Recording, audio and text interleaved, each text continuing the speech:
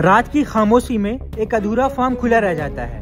Table पर पड़ी फाइलें जैसे किसी आखिरी कोशिश की गवाह बन गई हों। एक एक बीएलओ रात दिन एसआईआर पोर्टल के नंबरों, डेडलाइंस और दबाव में पिसता जा रहा है।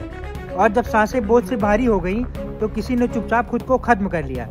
दरअसल बिहार के बाद देश के 12 राज्यों में एसआईआर की प्रक्रिया जोरों शोरों से चल रही है और इसी एसआईआर के दबाव के चलते देश के कई राज्यों में बीएलओ यानी बूथ लेवल ऑफिसर ने काम के दबाव में आकर अलग अलग तरीके से खुदकुशी कर ली। इस राज्य से कितने बीएलओ की हुई मौत?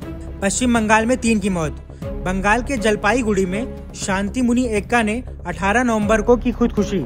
नदिया के रिंकू तरफदार ने 22 नवंबर के सुसाइड नोट में एसआईआर दबाव का किया जिक्र।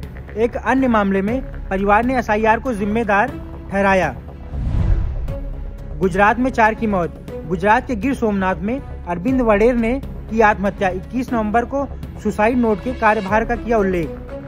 खेड़ा में एक बीएलओ ने की आत्महत्या। इसके अलावा 2 मौतें हार्ट अटैक से हुई। मध्य प्रदेश में 4 की मौत। मध्य प्रदेश के रायसेन में शनिवार को बीएलओ रमाकांत पांडे की मौत हुई। परिजनों ने बताया कि योगेश 4 रातों से सोया नहीं था। ऑनलाइन मीटिंग के बाद बेहोश होकर गिरे।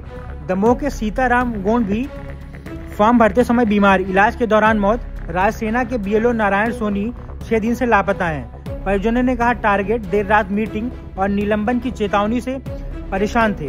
भोपाल में शनिवार को काम कर रही बीएलओ कीर्ति कौशल और मोहम्मद लई को ड्यूटी के दौरान हार्ट अटैक आया। दोनों भर्ती हैं। 6 नवंबर को दमोह में सड़क हादसे में श्याम शर्मा की मौत। दतिया के उदयभान सिहारे ने 11 नवंबर को खुदकुशी की। राजस्थान में 2 की मौत। राजस्थान के जयपुर में मुकेश जांघिड़ ने 16 नवंबर को ट्रेन के सामने कूदे। नोट में सस्पेंशन की धमकी का जिक्र। सवाई माधोपुर में एक बीएलओ हार्ट अटैक से मौत, लेकिन काम के दबाव का जिक्र। केरल के कन्नूर में बीएलओ एनीस जॉर्ज और तमिलनाडु में भी एक बीएलओ ने की आत्महत्या। देश में विगत 19 दिनों में 6 राज्यों के 15 बीएलओ ने अलग अलग तरीकों से अपनी जीवन यात्रा समाप्त कर ली। इन पर काम का इतना प्रेशर था कि कई बीएलओ काम के तनाव में आकर हार्ट अटैक के शिकारी हो गए और कई बीएलओ ने खुद ही आत्महत्या कर ली और अपनी सुसाइड नोट में हत्या का दोष सरकार और चुनाव आयोग पर मढ़ दिया। और इनमें से कई मृतकों के परिजनों ने भी ज्यादा काम के प्रेशर बनाने का भी आरोप लगाया है।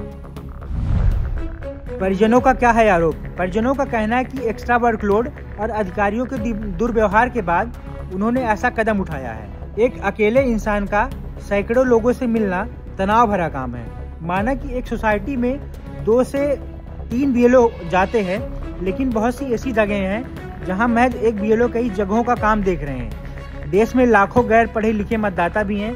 उन्हें एसआईआर के बारे में समझाना, फॉर्म देना, कई लोगों का फॉर्म अपने सामने भरवाना, फॉर्म भरे जाने के बाद उसे वोटर लिस्ट से मिलाना और हर एक मतदाता का फॉर्म वापस आयोग तक जमा कराना। इस दौरान यह भी ध्यान रखना कि किसी का फॉर्म मिस न हो जाए। ये सब एक चुनौती भरा काम है। एसआईआर के काम को हर हाल में एक ही महीने में पूरा करवाने का लक्ष्य के साथ उनके ऊपर स्कूल की छमाही, अर्धवार्षिक परीक्षा कराने का डबल प्रेशर है। 4 दिसंबर तक मतदाता सूची विशेष गहन पुनरीक्षण का काम पूरा करना है। समय पर काम पूरा नहीं होने पर नोटिस और नौकरी पर अन्य संकट आने का डर है। जिस तरह से देश के अलग अलग राज्यों में 15 बीएलओ की जान गई, उसको लेकर चुनाव आयोग और सरकार दोनों ही चुप्पी साधे हुए हैं। इसको लेकर चुनाव आयोग ने बीएलओ की जान बचाने के लिए क्या कदम उठाए, इस पर चुनाव आयोग ने कोई जवाब नहीं दिया है। और वहीं दूसरी तरफ सत्ता पक्ष और विपक्ष एसआईआर को लेकर अपनी राजनीतिक रोटी सेकने की होड़ में लगे हुए हैं। सत्ता पक्ष और विपक्ष इस समस्या का हल निकालने के बजाय एक दूसरे को एसआईआर के फायदे और नुकसान गिना रहे हैं। देखिए, किसी भी व्यक्ति का 2 जगह 4 जगह मतदाता में सूची में नाम है तो वो नाम कटना ही चाहिए। इसके लिए ये हो रहा है कि हर व्यक्ति को एक ही मतदाता सूची होनी चाहिए और ये लोकतंत्र के लिए ये बहुत जरूरी है। जो फर्जी मतदान बना रखे हैं वो इसका विरोध कर रहे हैं। शादी ब्याह के मौसम में उन्होंने मांग किया कि शादी ब्याह के मौसम में एसआईआर नहीं होना चाहिए, तिथि बढ़ाई जानी चाहिए। देखिए, ये तो चुनाव आयोग पूरे देश के हित में फैसला लेता है। कोई एक स्टेट और एक क्षेत्र के बारे में फैसला नहीं लेता। परिस्थिति आज बंगाल में हुआ, अब सबको पता है, फिर एक खुदकुशी सुसाइड नोट लिख के जो रिंकू तरफदार, उन्होंने जो उनका बलिदान ही सोचिए, देश का चुनाव आयोग का सामने उनका बलिदान हो गया। तो इसको चुनाव आयोग क्या तरीका से देख रहा है, ये हम पूछने आए हैं। एक का बाद एक खुदकुशी हो रहा है। आज जो मैं वो सुसाइड नोट आपने देखेंगे, आपका आंसू आ जाएगा। ऐसा स्थिति क्यों होगा? 1951 से आज तक 8 बार SIR हो चुका है, तब स्पेशल रिवीजन था। आज इतना वार बेसिस हड़बड़ी में क्यों SIR करने के लिए चुनाव अधिकारी जो लोग हैं, चुनाव आयोग इतना व्यस्त क्यों है? ये तो समय लेके कर सकते थे। मेरा मांग यही है जे ये डेट को बढ़ाइए, जो ये प्रक्रिया जो चल रहा है, ये प्रक्रिया को बढ़ाना चाहिए और आम जनता को थोड़ा रिलीफ मिले। ये काम चुनाव आयोग को देखना है।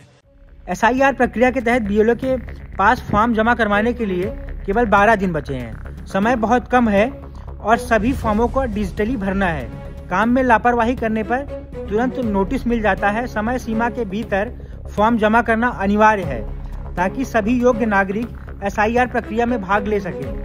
हालांकि मतदाता ऑनलाइन गणना प्रपत्र भी भर सकते हैं। निर्वाचन आयोग की शनिवार की रिपोर्ट के अनुसार बड़े राज्यों में राजस्थान में सर्वाधिक 60.51% फॉर्म डिजिटलाइज हुए हैं, वहीं केरल में सबसे कम 10.58% फॉर्म डिजिटल हो पाए हैं। कुल 98.98% फॉर्म बांटे जा चुके हैं। पर इन सब के बीच अहम सवाल ये है कि देश में ये जो 15 BLO की मौत हुई, इसका जवाबदेह कौन है और उन 15 परिवारों की जिम्मेदारी कौन उठाएगा, और चुनाव आयोग ने इस तरह की घटनाओं को रोकने के लिए क्या कदम उठाए हैं। Bureau report, Punjab Kesari TV. हमसे जुड़े रहने के लिए हमारे YouTube चैनल को सब्सक्राइब करें और नई वीडियो की नोटिफिकेशन के लिए बेल आइकॉन को दबाएं।